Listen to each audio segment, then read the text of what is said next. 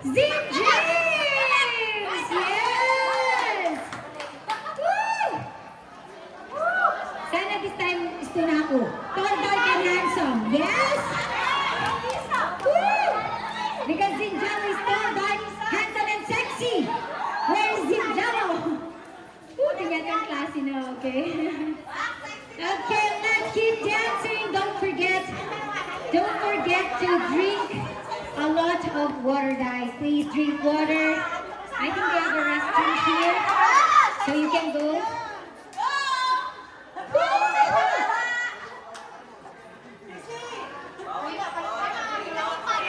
It is very important that whenever you work out, kailangan daramdaman yung heartbeat you.